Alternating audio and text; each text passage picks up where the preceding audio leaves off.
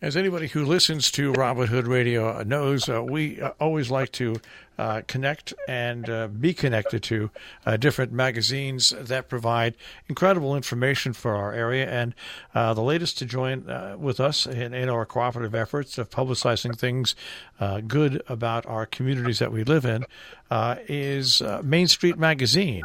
And we have the person who is the publisher, owner, we'll just go down the list of Mainstreet magazine, Thorunn Kristjansdottir with us. Thorunn, thank you for joining us today.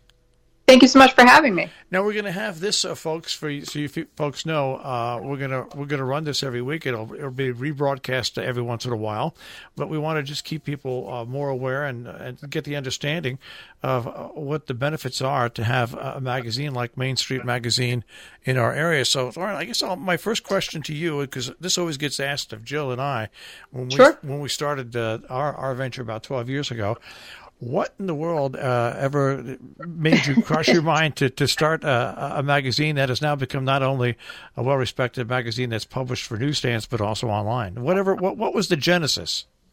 Well, my background is I'm a graphic designer and marketer, and I had been partnered with a older gentleman up in Chatham for many, many years, and we had started a monthly publication up there.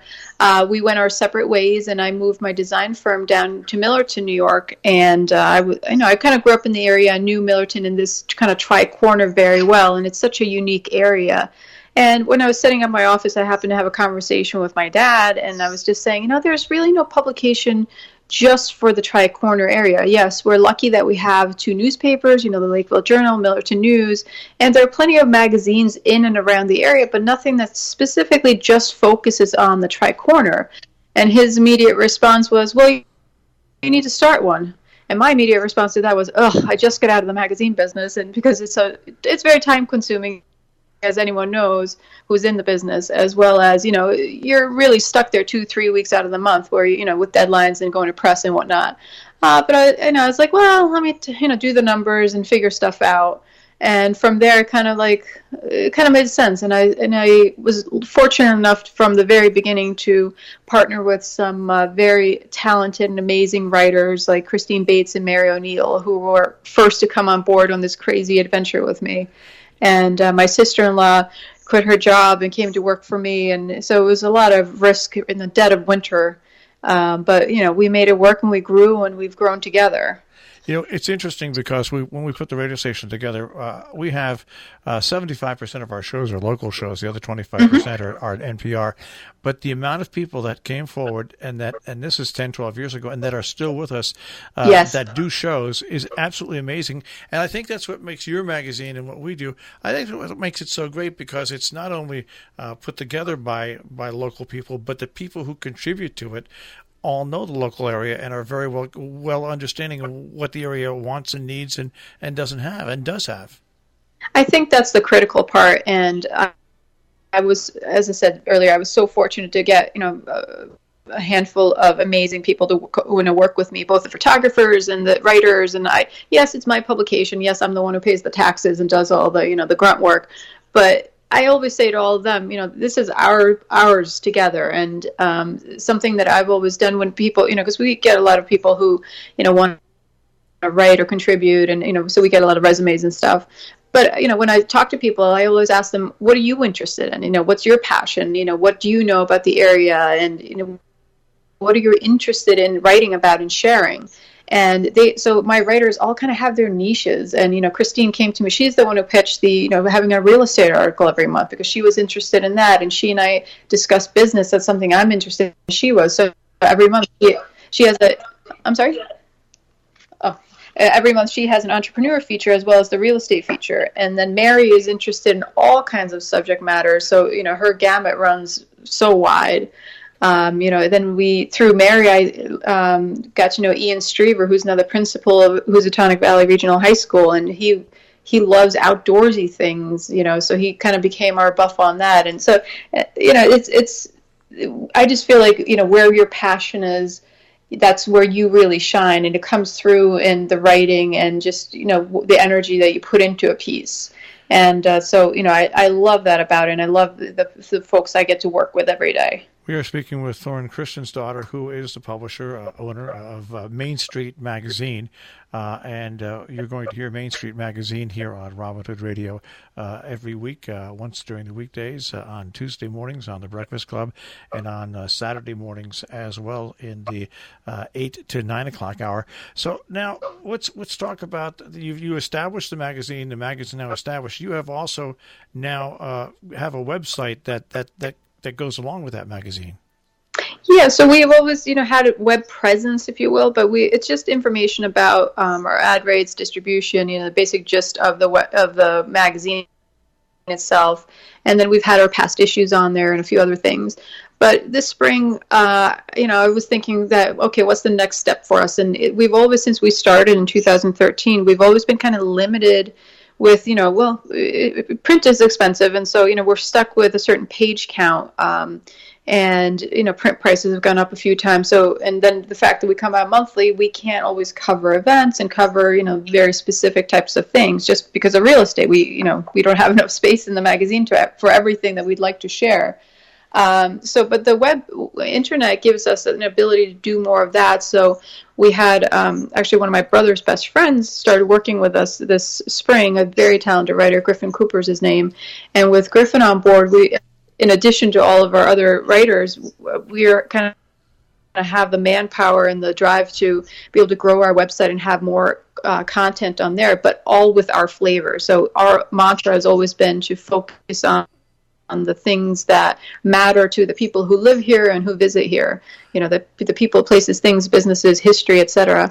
And so I just feel like, we're going to, of course, the magazine will continue with what we have in there, but we're able to share more of just interesting things on the website. And we've come up with topics that I think will really resonate with our readers. And now let's get back to the print version, because of course Mainstreet magazine on the web is there 24 hours a day, 7 days a week, and it's updated when it's updated. That's Mainstreet on the web, mainstreetmag.com. But yep. Let's go back to the print version. And what are the scheduled published dates of the print version? So we usually come out around the 1st of every month, depending on how the days fall and how many days are in the month. But usually, most of the time actually we come out before the 1st, and it takes us about 3-4 days to distribute everywhere, because we kind of distribute in about a 30-mile radius of Millerton. And but as soon as the August issue just came out last week, but we're already working on September, and so we the first 2 weeks of the month are our busy time here, where we're laying out articles and working on ads, and we offer free ad design for all of our advertisers who need it. And then we usually go to press around the 15th of the month, and then we get a little reprieve for about a week before we get going again. But now with our website, that's going to all change, because we're going to be doing daily stuff. Once again, we are speaking with Thorunn Kristjansdottir, Mainstreet magazine. So we've done the intro here. What we're basically going to do on a weekly basis is target some of the more important stories, or not more important, but some of the highlight stories of all the stories that are in Mainstreet magazine. So let's talk about the August issue, which is on newsstands now. What are some of the top stories that you want to talk about on that? Sure. So just to start next door to you guys, right in Sharon, we've got Christine's Entrepreneur feature this month focuses on Richard Lambertson and John Truex, who have some amazing handbags and designer bags and other apparel over there, which I guess they're world known and sell all over the world. And so it's amazing to see, and that's part of what I love about the magazine, is able to see all the people and things that are happening here that are global, but from our little tri-corner area. Our monthly recipe from Jessie Sheehan is the strawberry rhubarb Gillette with cream cheese crust, which she had on the cover in our August issue. In our July issue, which was our food and drink issue. And the real estate feature this month is about Sharon, where Christine, kind of bounces around with topics in real estate. And this month she focused specifically on Sharon and what's happening there. And she had some amazing charts and stats, which was fascinating. Betsy Morey, she talked about Amy Clampitt in the Berkshires, who was a poet there, and how she, after her passing, wanted to continue on with poetry and writers and how she has enabled locals to do that. Another piece that we have is focusing on Rooster's Route 82 Home and Hardware down in Sanfordville. They have new owners and are doing some fantastic things down there. Our outdoor guru, Ian Straver, talks about vacations and what to expect and not to expect when we're on vacations. And it's kind of a fun piece, because August is the time when a lot of us head out on vacations. And then one of the other great features, which was our center spread, was Regina Malaro talked about a great little shop in Pine Plains, where it's right next to Peck's Market and the old church there. And it's a wonderful little communal thing that they're doing, the arts and crafts in there. And it's a beautiful space. And so I was very interested to learn about it. But those are a handful of the stories we got this month. As we say, that's just we just are going to talk about highlighting some of the stories each month. But I love the story that Ian about vacations, because we tend to forget that we live in a vacation area. Yes, precisely. So we take a vacation from a vacation area, while other people come here for their vacations, which always interests me. And I do have to hit on the article because it is the season. Most of the time around here we get tomatoes that taste like cardboard, but you've got a great story, Tomatoes 10 Ways.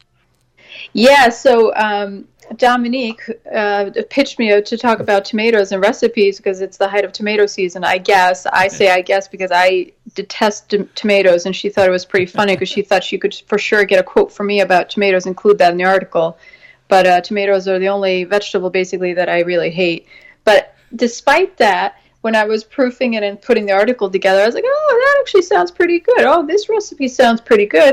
Too bad it has tomatoes in it, but I know there are so many people out there who love it, and, nothing, I guess they tell me nothing beats a beautiful ripe tomato, at the height of the summer, with its plumpness. So I think some of these recipes were amazing with the sources that she got and the different variations, how you can use them and create amazing dishes, and healthy too. So I was pretty excited about that. All right, those just some of the stories that you'll find in Mainstreet magazine newsstands, and also, by the way, mainstreetmag.com on the web. Thorunn, we'll speak to you again next week. Sounds wonderful. Thank you for having me.